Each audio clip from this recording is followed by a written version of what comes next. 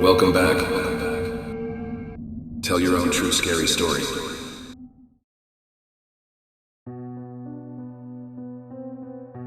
Fear, a seductive mistress, lures us into her icy grasp with the allure of the unknown, of dangers lurking just beyond our grasp.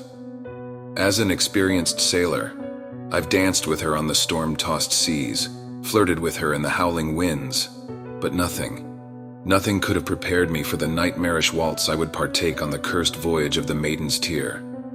The sea, an endless, undulating mirror of the heavens, can be a tranquil blanket, cradling you with gentle waves that lull you into a sense of security. But when angered, it morphs into a frothing beast, its titanic swells and troughs more terrifying than the wildest bucking bronco. In my years on her vast expanse, I'd seen the sea in all her moods, each more captivating than the last. But what awaited me on the Maidens Tear was a fury I'd never encountered before. A tempest so terrifying it would haunt my dreams for years to come. The Maidens Tear, a sturdy ship silhouetted against the setting sun, her sails billowing like spectral wings in the wind, was my home. As the ship's carpenter, I was intimately familiar with her every creak and groan, her every secret. My days were filled with this ceaseless cacophony of hammering nails and sawing wood, a symphony that sung of a ship's ever-evolving life. But as darkness fell, a different symphony would take over. The creaking of timber, the whispering wind, and the rhythmic lullaby of the waves, a haunting melody that would be our soundtrack for the horrors to come. Our voyage started like any other. A ship laden with trade goods, her belly filled with silks, spices, and dreams of untold fortunes. We were a motley crew, diverse in our origins but bound together by the common thread of adventure. Among us was a grizzled old sailor named O'Malley, a man of few words but many tales. His stories of sea monsters and ghost ships were the stuff of legend, keeping us entertained during the long nights at sea. Our destination was the distant shores of the Orient, a journey that would take us across vast, unforgiving seas and through dangerous, pirate-infested waters. But as the Maidens Tear sliced through the water, her bow cutting a swath through the glassy expanse, we were filled with an air of optimism. Our days at sea followed a comfortable rhythm, dictated by the relentless march of the sun and moon across the sky.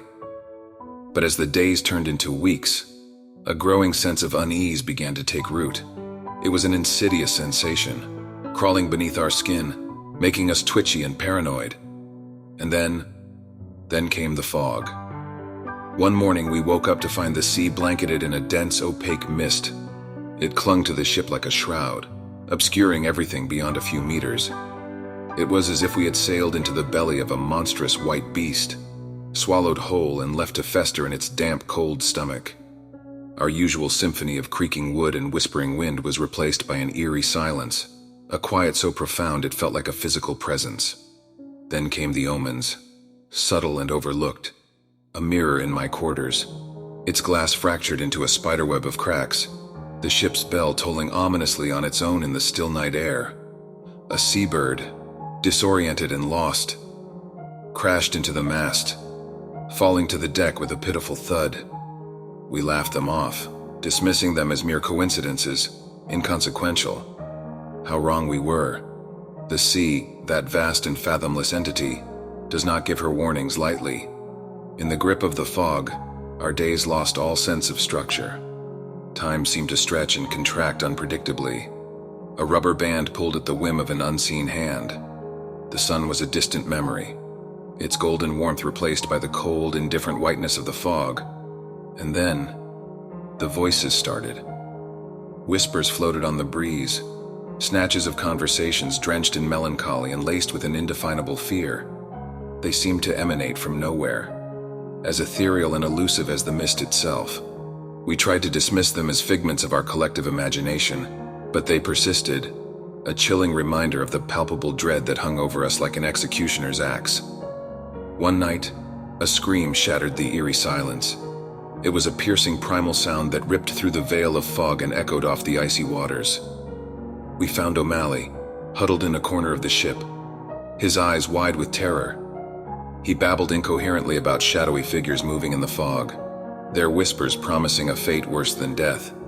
His tales of sea monsters and ghost ships, once a source of entertainment, now seemed like chilling prophecies. In the days that followed, more of our crew succumbed to the same terrifying visions. Their descriptions were eerily similar, their fear palpable. Some saw monstrous forms in the fog, their grotesque silhouettes shifting and contorting in the mist. Others heard the whispers evolve into laughter, a chilling, deranged sound that twisted their guts into knots. Our fear was amplified by our isolation. The vast, unforgiving sea, once our playground, now became our prison. As the days bled into weeks, we were besieged by a crippling sense of helplessness. We were trapped, victims of an unknown horror that mocked us with its elusiveness. In the grip of this escalating fear, I found myself drawn to the sea, its dark depths reflecting my own despair. One night, as I stood at the ship's edge, the waters roiling beneath me, I heard a voice. It was a whisper, soft and insidious, curling around my thoughts like smoke. "Join us," it said, a siren's call that sent a shiver down my spine. I peered into the sea, and what I saw made my blood run cold. Faces stared back at me, their eyes hollow, their expressions twisted in an eternal scream. They were the faces of my crew, their skin a sickly translucent hue, their bodies swaying in the undercurrent like grotesque marionettes. The sight was too much. I recoiled in horror, a scream tearing through my throat, but no sound came. Instead, I felt an icy chill creeping up my spine, the whispers growing louder, more insistent. "Join us," they repeated, their words a chilling mantra echoing in my skull. In the days that followed, I watched helplessly as my crew succumbed to the same fate, lured by the whispers to the edge of the ship, their screams silenced as they were swallowed by the sea. I was the last one standing, my sanity teetering on the edge of a precipice. I knew I couldn't resist the call forever. The whispers were always there, an insidious soundtrack to my impending doom. The end, when it came, was both terrifying and seductive. I found myself standing at the edge of the ship, the sea roiling beneath me. The whispers had evolved into a chorus, their voices melding into a symphony of terror and despair. "Join us," they crooned, their words wrapping around me like a lover's embrace. I looked into the sea one last time. The faces were there, waiting for me. Their eyes were hollow, their expressions frozen in eternal torment. But amongst them, I saw something else. Hope. In their depths, I saw a promise of release, of an end to the horror. I saw peace. As I stepped off the edge, a sense of calm washed over me. The whispers, once a terrifying symphony, now felt soothing. The icy water engulfed me, its cold embrace welcoming. I felt a tug, pulling me deeper into the depths, the faces drawing closer. But then, something unexpected happened. I felt a jolt, a tug from above. My descent halted abruptly, replaced by a sudden upward motion. I was being pulled up, dragged away from the waiting faces, away from the seductive whispers. I broke the surface, gasping for breath, the fog dissipating around me. I looked around in confusion. The Maiden's Tear was gone, replaced by a small motor-powered boat. A hand reached out, pulling me aboard. It was a rescue team, their faces etched with concern. They'd found the ship abandoned, the only sign of life being a single, terrified man clinging to the edge. They'd come just in time, saving me from a fate worse than death. The horrors at sea were over, or so I thought. But even now, as I sit on dry land, the whispers persist. They're fainter now, a distant echo carried on the wind. But they're there, a chilling reminder of the horror that lies beneath the waves. They're waiting for me. The faces in the sea, their whispers a haunting lullaby that promises an end to my torment. And so, I write this as a warning. Beware the sea. Her depths hide horrors beyond comprehension, but also as a confession. For I know, one day, the whispers will grow too loud to ignore.